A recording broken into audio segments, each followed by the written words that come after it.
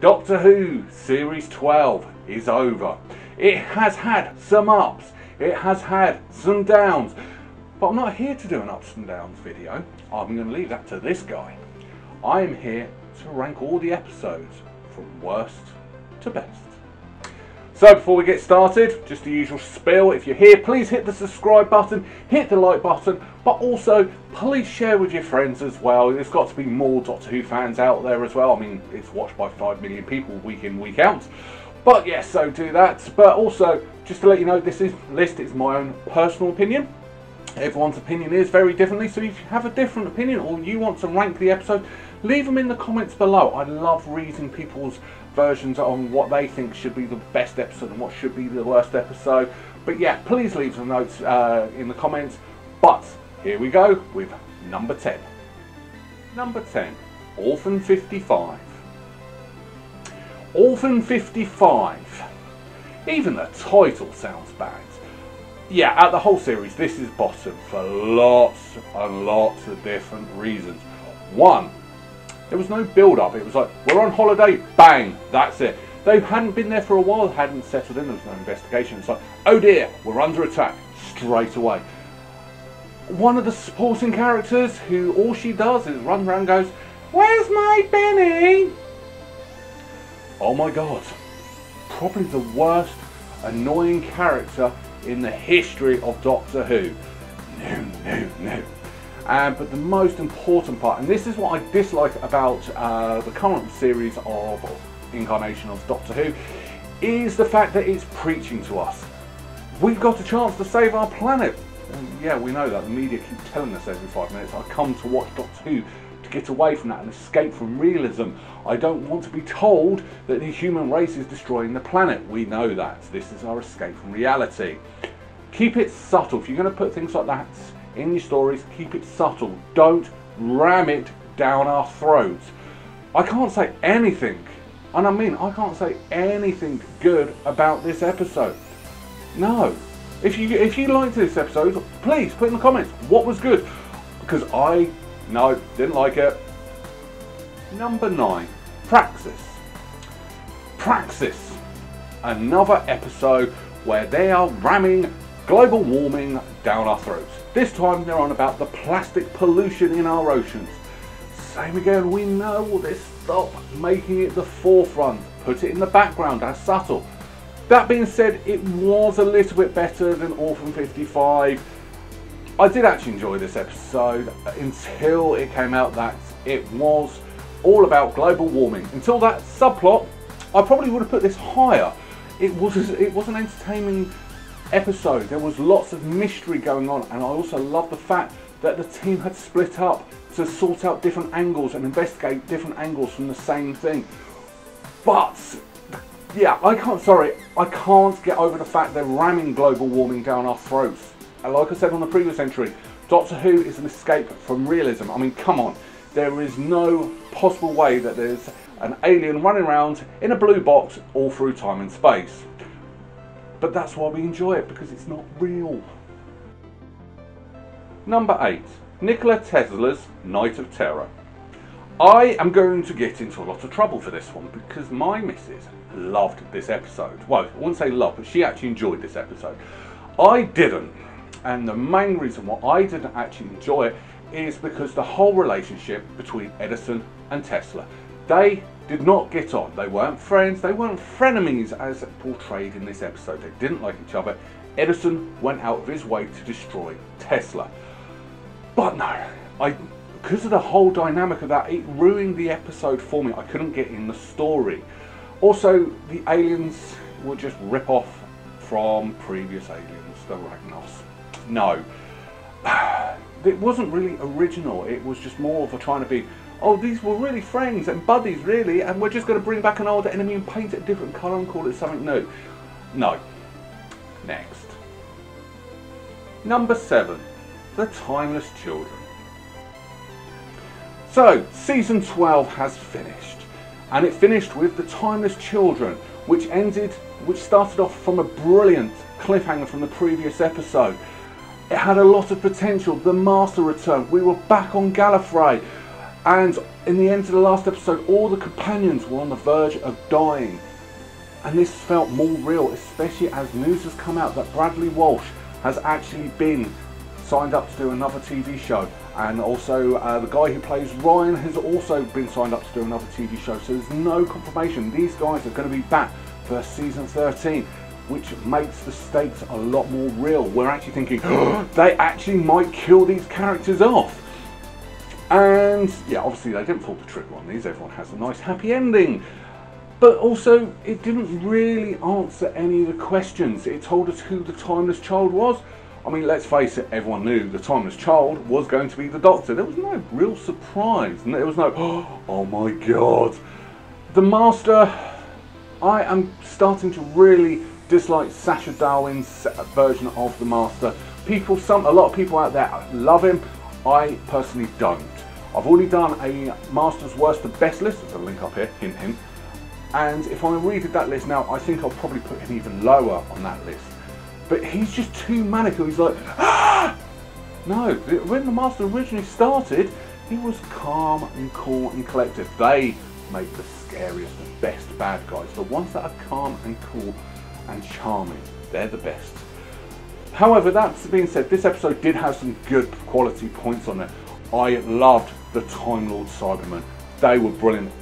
Shame they killed all of them off, and we probably won't see them ever again. But still, it was just so much potential lost. There was so much build-up, and for a long time, especially since Chris Chibnall has actually taken over, we were actually excited and wanted answers, and we didn't really get those answers, I'm afraid. Number 6, Spyfall Part 2. So, this episode has a lot of issues that happen that has the same problem with the Timeless Children. Brilliant cliffhanger from the previous episode with not much payoff. This is where Sacha Darwin's Master went too manic and went OTT. And how the Doctor defeated the bad guy was just, no, that's just a Deus Ex Machina. Oh, I've forgotten to do something. I'll just pop back in time and just sort that out. No. And also, Sacha Darwin lived from World War II. He lived 70 years and didn't get involved once. He could have did all that time to make sure his plan worked, and he did nothing. Nothing. No. He's supposed to be intelligent. He's supposed to be at genius level on the Doctor. No. That being said, there were some good action sequences. I did love and enjoy how they escaped from the plane. I did like the fact that they made the companions all fugitives. I also did like the fact of the Doctor travelling through various bits in time and like meeting historical figures. This is also what I'm mentioning about the first 2 entries on the list, where things are being rammed down our throats. It should be subtle. This had a subtle hint of let's praise feminism, and it was subtly done. Nice work. That's what it's supposed to be. So yes, there are some good points, but there are a lot of bad as well, hence why it's in the middle. Number 5, Can You Hear Me? Now, I know after this got broadcast, a lot of people didn't like it. I didn't like it. I actually really enjoyed this episode. I loved seeing the darkness or the fears of all the main characters. It was something that's going to have lasting effects on the rest of the season, we hope. Also, there was 2 bad guys. The first bad guy we saw, he was actually good. I actually enjoyed him. He was a chilling, dark, genius bad guy. My favourite type of bad guy. And then it turns out he was just the secondary one. He was actually trying to release someone else. That's where it went downhill. I didn't like her. He was a brilliant bad guy. I would have loved for him and the Doctor just to carry on with their banter, trying to have a one-upmanship, thinking that would have been such a brilliant ending. But that being said, it was still a good episode. I loved the fear factor. Dodgy about the fingers though. Yeah. Number 4, Ascension of the Cybermen. Another episode where we're bang straight into the action, sort of. At least this worked. In the previous episode, it built up to it, so we had something to go on. It wasn't literally a cold start. So it was continuing from the last episode, action-packed from the beginning. We have The teams split up straight away to all look at different ways of solving the problems. It worked. It was actually a really good episode, and the stakes were higher. You actually got a genuine fear that these characters might die. I loved the lone Cyberman and his dominance and how brilliant he was, especially the line, how a Cyberman making other Cybermen scream. That was just fantastic. It was good. There was flaws, don't get me wrong. I mean, flying Cybermen, drone heads, didn't exactly like that. I know people praised it, I personally didn't like it. And some of the characterizations of the guest stars, no, but still getting there. Number 3, Spyfall Part 1. Spyfall Part 1, Season 12's opener, and it was a good opener. Still, once again, still not perfect, but there was good things in there. I loved seeing the companions trying to go on their day-to-day lives. It also was like a soft reintroduction to all the characters as well. Seeing Lenny Henry as a bad guy, I'll be honest, when I first heard that, I was against it, but my God, he pulled that out. He could actually be a very good Bond villain. Stephen Fry was just wasted, unfortunately, and the cliffhanger ending was fantastic. Absolutely fantastic. This was probably Sacha Darwin's best bit of the Master from the whole series, was his introduction. Oh.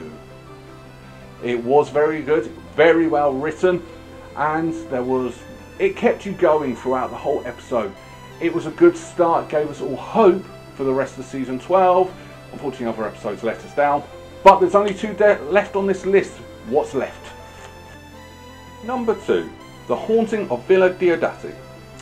I've probably have said the title wrong, so I won't repeat it through this segment, but I actually really did enjoy this video, especially having Mary Shelley. It actually made sense of having the Cyberman, the lone Cyberman, being the bad guy in it, with the references to Frankenstein.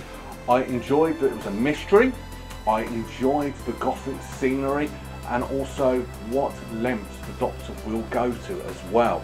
It was a good, fantastic episode. I know a lot of people didn't like it, but I enjoyed having the lone Cyberman stalking people throughout that house, but the house trying to protect them as well. Mary Shelley was more of a background character, but she was there.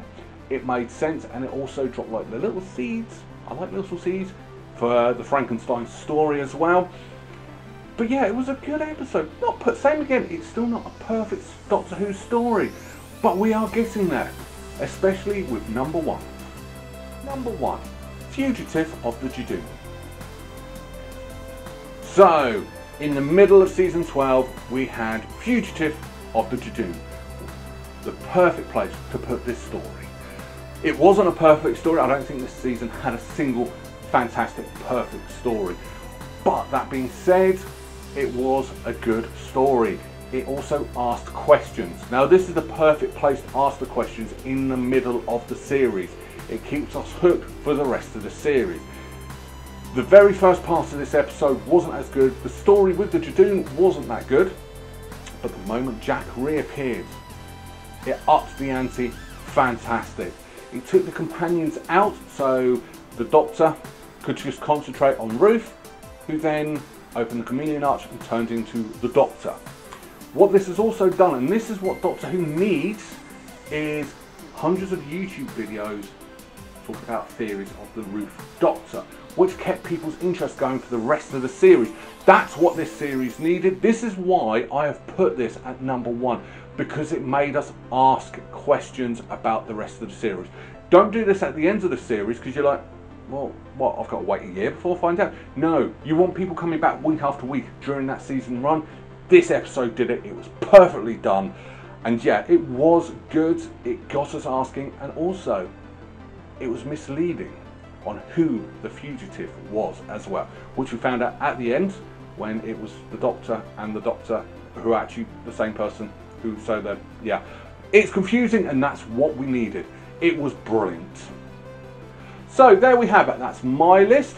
What do you think? Do you agree with me? Do you disagree with me? More than likely. If you do, put your list in the comments below. I will look forward to reading and seeing all those as well.